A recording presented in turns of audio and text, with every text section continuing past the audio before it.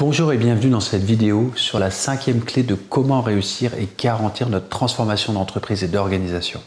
Et nous allons voir la 4e étape du cycle de la transformation qui est innover, ajuster, adapter, apprendre de nos erreurs au fur et à mesure de la transformation et flexibiliser, voire même agiliser notre transformation pour nous adapter au contexte, aux besoins et apprendre de ce que nous avons déjà mis en place dans la transformation et bien évidemment aussi avant. Donc il ne s'agit pas de jeter ce qui a été fait avant, de dire que c'était pas bien, mais au contraire de consolider, de compléter, de s'asseoir sur les épaules des géants qui ont déjà construit l'organisation qui est là.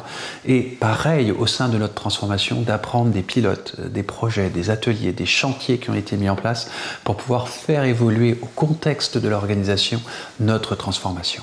Ce principe de remise en cause, d'évolution de notre démarche de transformation est indispensable pour éviter le syndrome « not invented here », pas inventé ici, que j'ai pu expérimenter à de nombreuses reprises, notamment chez ce grand groupe industriel automobile européen.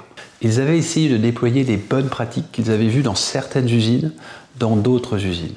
Et avec la meilleure intention du monde, ils les avaient formalisés sous forme de mode opératoire, de procédures, de standards, et ils étaient allés les transmettre aux autres usines. En résultat, le taux d'appropriation officiel était de 20%, mais officieux de 10%. Pourquoi ? Parce que les équipes qui recevaient ceux qui arrivaient avec le savoir leur répondaient « Non, chez nous c'est différent, on ne l'a pas inventé, ça ne vient pas de nous ». Donc il est fondamental que chacune des équipes, chacun des départements, des fonctions qui vont être transformées puissent s'approprier et s'autonomiser dans la transformation et y être acteurs. Pour cela, nous allons reprendre ce concept de rituel, de management visuel, d'animation intervalle court, de boucle de management. Non pas imposée, mais l'équipe va la construire à sa manière, dans son temps qui lui est donné, sans être imposé, pour trouver son mode de fonctionnement. Et à l'intérieur de ce rituel, de ce management visuel, elle va y mettre en place, dans l'amélioration continue, ce qui va provenir de la performance des indicateurs, des tendances, des faits marquants.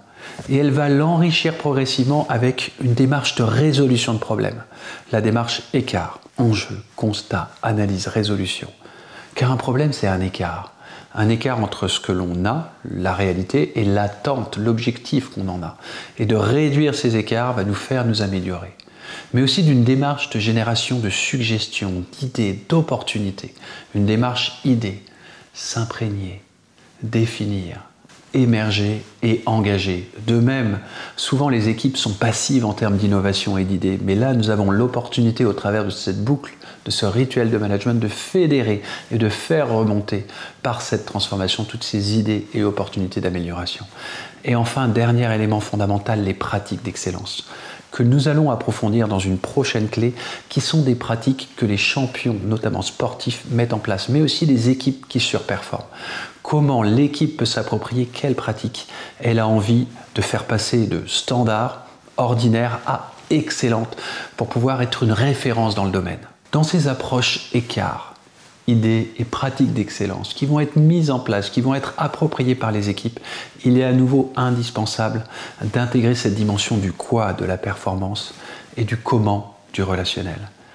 Et nombre d'entreprises, notamment industrielles, réalisent que les méthodes de résolution de problèmes qu'elles mettent en place, basées approximativement sur la méthode écart, que ce soit du 8D, du PDCA, du DMAIC, du QRQC, quelle que soit l'approche, finalement qui revient à écart, elle réalise que les problèmes qu'elle a en grande majorité, 60 à 80%, ne sont pas que des problèmes techniques, basés sur la méthode, l'outil, le standard, mais bien aussi organisationnels en termes de rôle et responsabilité ou relationnels en termes de personnes. Les personnes ne se parlent pas suffisamment et n'arrivent pas à travailler ensemble suffisamment pour dépasser et résoudre cette problématique. Il est donc fondamental de rééquilibrer les démarches de résolution de problèmes type écart, qui sont beaucoup dans le quoi, dans la méthode, dans la technique, dans les outils, avec du comment, la manière, le relationnel, l'organisationnel, et de se structurer là-dessus. De même, les approches d'innovation type idée, qui permettent, comme le design thinking, d'élaborer de nouvelles idées, de nouvelles opportunités, doivent être équilibrées avec de la structure, avec du systématique, des méthodes, pour pouvoir être ancrées de manière opérationnelle à tous les niveaux.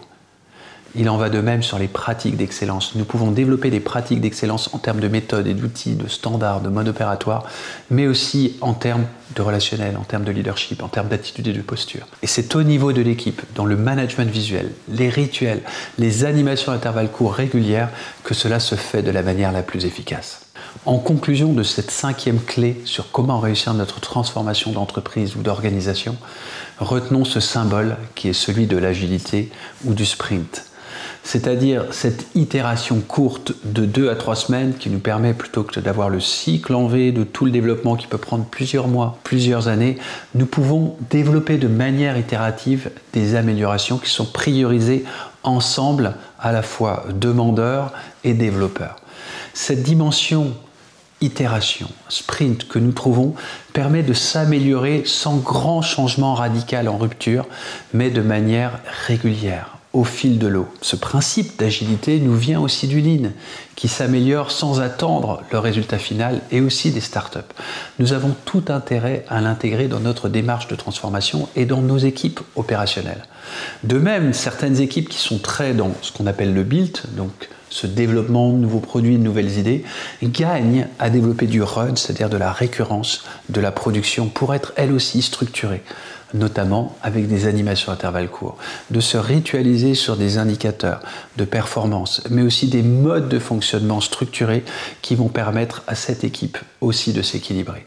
Donc regardons dans cette 5e clé, cette 4e étape d'innover, comment nous pouvons faire évoluer notre démarche de transformation au fil de l'eau pour la rendre encore plus efficace et unique à notre organisation. Merci.